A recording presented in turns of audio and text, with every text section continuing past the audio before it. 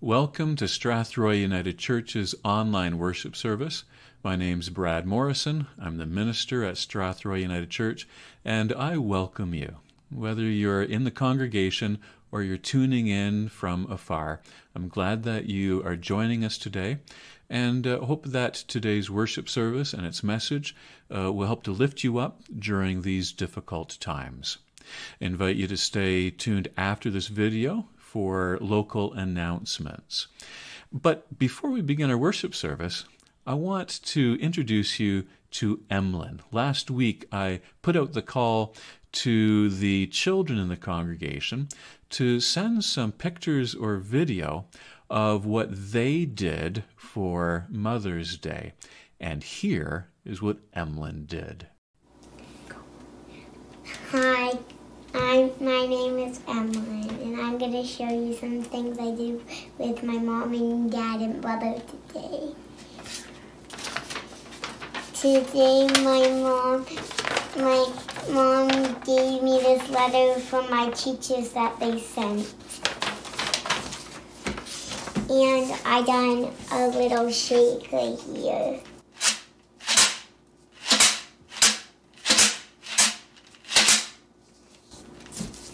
And I done like a little flower garden today with my baby brother.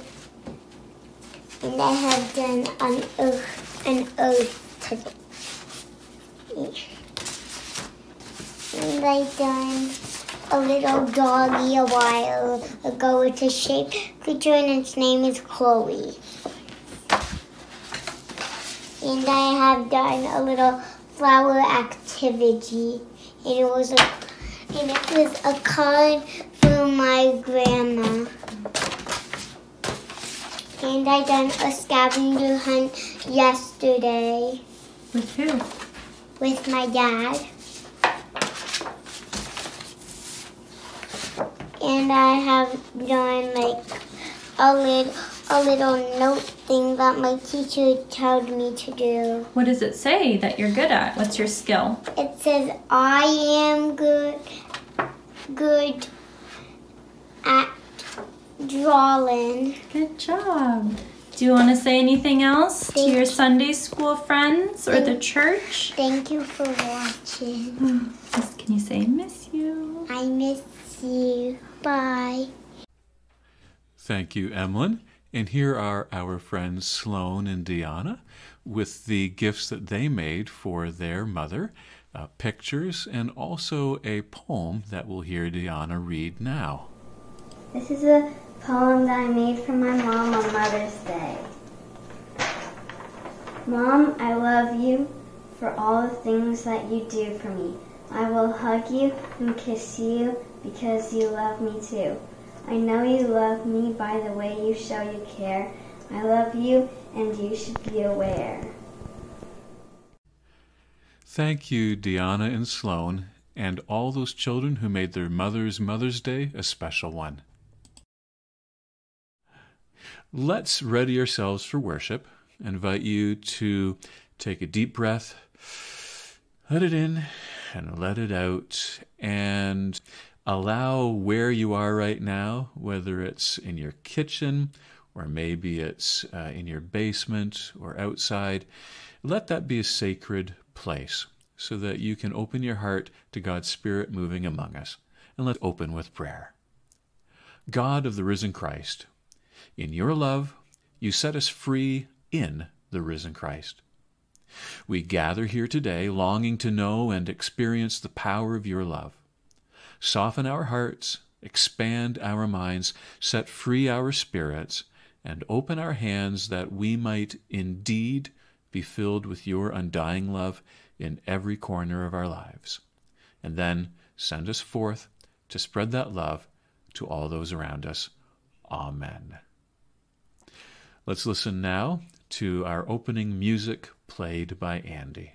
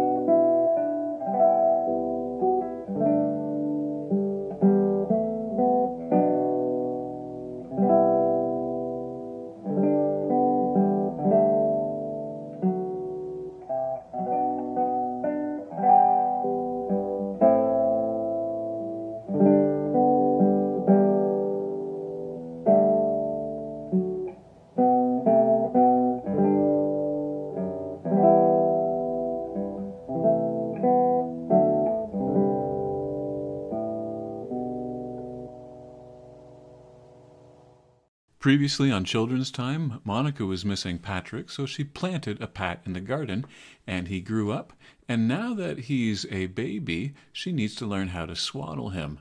But that is not how you do it. So we're going to have this instructional video so that Monica can learn how to swaddle a baby. And while she's doing that, our psalm today is 139, which has the beautiful lines, "You hem me in, behind and before, and lay your hand upon me. Such knowledge is too wonderful for me. It is so high that I cannot attain it." Being hemmed in, behind and before is like being swaddled by a God who holds us tight so that we are safe. And swaddling works best when the baby feels secure. Well, let's make sure that we feed Patrick some of his hot sauce baby food, and like a baby, he spits it up. Our next instructional video will be how to burp a baby. The younger generation knows Alec Baldwin as the 30 Rock character who parodies President Donald Trump on SNL's Cold Opens. But older folk will remember the oldest Baldwin brother as Blake in the 1992 movie Glengarry Glen Ross. Now, Blake is a pompous but successful salesman who delivers a 7-minute-long monologue to 3 humiliated salesmen, played by Jack Lemmon, Alan Arkin, and Ed Harris. Blake, who's been sent by the company owners to motivate the faltering sales team, berates and bullies this trio. He boasts that his salary, his beamer, and even his wristwatch eclipse any status or wealth that these emasculated men could hope to achieve. And then he delivers the bad news. Whoever closes the fewest sales in the next 7 days is fired.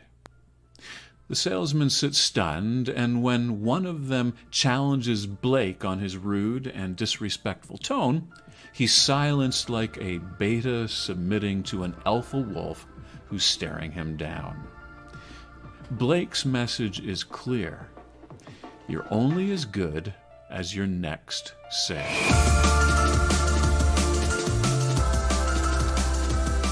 It's a dangerous world when human worth is measured by productivity. To be only as good as your next sale, or your last sale, or your last column, or last movie, as the saying goes in the newspaper business or Hollywood, it makes it a dangerous, unloving world. When your self-esteem depends on how much money you make, or whether you place first in the race, or how much money is in your bank account, it is a dangerous world. Christian spirituality rejects the idea that you are righteous or good because of what you do or because of how successful you are. You are good because of God. Your value is locked away safely in God, immune from the ups and downs of the stock market or public opinion or your poor decisions or just plain old bad luck. Now, Martin Luther, the great Reformation theologian, put it this way. At times, in the privacy of his home, a poor man, in whom nobody can see many great works, joyfully praises God. And he does a greater and more acceptable work by this than another who fasts and prays much, endows churches, makes pilgrimages, and burdens himself with great deeds in this place or that. Luther's message is clear. God makes us righteous. So we don't need to rely on being self-righteous or risk being enslaved to a job or a paycheck or an endless pursuit of popularity to validate our worth. Now, sure, we need the paycheck, and we need the job, and we need people to love us, but our self-esteem, our fundamental worth as a person, needn't be addicted to these precarious gifts. We have worth in God's eyes, and that frees us to celebrate not ourselves, but our Creator. And simply knowing this good news, this gospel, is powerful enough to set us free from the precarious sources of esteem that can enslave us. If our worth isn't embedded in what we do, if Glengarry Glen Ross's Blake is wrong about our worth depending on our productivity, then what is the measuring stick? Psalm 139 reminds us that our worth is built on a foundation of God's love and grace, a love that knows us intimately, more intimately than we know ourselves. The psalmist's line of thinking is quite simple but profound. God made us. All of God's works are wonderful, and so I'm wonderful. And not only is my flesh and blood created body wonderful, but the life, the future that awaits me in God is wonderful. And that future, like the past in the womb, has me in a relationship with God, a close, intimate relationship.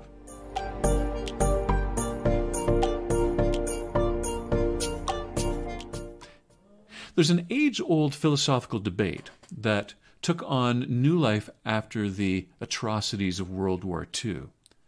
Is humanity fundamentally good or evil? In the wake of a global war that left 85 million people dead by military battles, civilian casualties, genocide, and war-related famine and disease, civilization, if it hoped to survive, had to wrestle with a fundamental question. If left to our own devices in a dog-eat-dog world, what are the natural inclinations of human beings? Are we fundamentally evil and destined to oppress and violate one another, seeing the worth of others as subjects to dominate for our own survival? Or are we fundamentally good, inclined towards peace and the common good, seeing the worth of others as universal and inalienable? Last week, leading up to Mother's Day, a mother bird built a nest inside the red light visor of a traffic light on Platts Lane in London, Ontario. As the traffic light switches red, warning drivers to stop, the silhouette of a family of robins is illuminated for drivers to see. Now, Platts Lane is usually noisy and bustling with cars coming and going along Western Road. And that's enough to scare off any bird from considering building a nest there. But with streets and traffic significantly reduced by the pandemic, the traffic light became an ideal home to raise a family. The birds, of course, are a safety hazard for drivers because they obstruct the clear view of the red light for cars approaching the one-lane railway underpass. The nestling season it's only a few weeks, but soon the nestling, even though it's far off, it's going to get in the way of safety and traffic. That road, like the university students who populate the neighborhood, is active and busy. Within a few weeks, maybe an accident's going to happen. But the City of London surprised many people by installing a second traffic light, deciding not to evict the family. The decision was celebrated online, and it reflects the goodwill encouraged by the province's premier, Doug Ford, who at the start of the pandemic declared that no person who cannot afford to pay rent due to financial concerns during the pandemic will be evicted. He said, "If you have a choice between putting food on your table or paying rent, you're putting food on your table." And that compassion seems to have spilled over for the Platts Lane traffic light tenants. These are the kinds of stories that help us to answer the question, are we fundamentally good or bad? The birds, they point to the good. Now, perhaps if Blake from Glengarry Glen Ross was in charge of traffic lights, the Platts Lane baby birds would be tossed mercilessly aside. Baby birds serve no financial bottom line, and Blake would calculate quickly there is no profit to be made by their toil and labor. But lucky for the birds, no one put Blake in charge of the traffic lights. But maybe a feel-good bird story is trivial evidence for such a deep philosophical question about the nature of humanity. In the aftermath of World War II, British author William Golding explored this question of humanity's base character in the 1954 Nobel Prize-winning novel, Lord of the Flies. When a group of British boys are stranded on an uninhabited island, their attempts at civilized living are undermined by irrationality and violence. Competition for power and influence overwhelms peace and social harmony, and innocent life ends. Lord of the Flies doesn't paint a hopeful picture of the darkest depths of humanity. But maybe this work of fiction doesn't capture reality. Perhaps you read this week about the real-life Lord of the Flies story. If you haven't, I highly recommend looking it up and reading about it. 6 boys were marooned on a tiny, rocky island in the Pacific Ocean in 1965. And for 15 months they lived in harmony, caring for each other until their chance rescue by an Australian sea captain. Now, author Rutger Bregman explained in a tweet last week that sometimes there were fights, yes, but when that happened, then one of them would go to one side of the island and the other would go to the other side of the island, and they would cool their temper. And then they'd say they were sorry. The real-life Lord of the Flies story not only reminds us that God's creatures are wonderfully made, and God's creation is fundamentally good, and humanity, as part of that creation, can choose to live into that fundamental goodness. We just need to figure out how not to put a Glengarry Glen Ross Blake in charge of the traffic lights.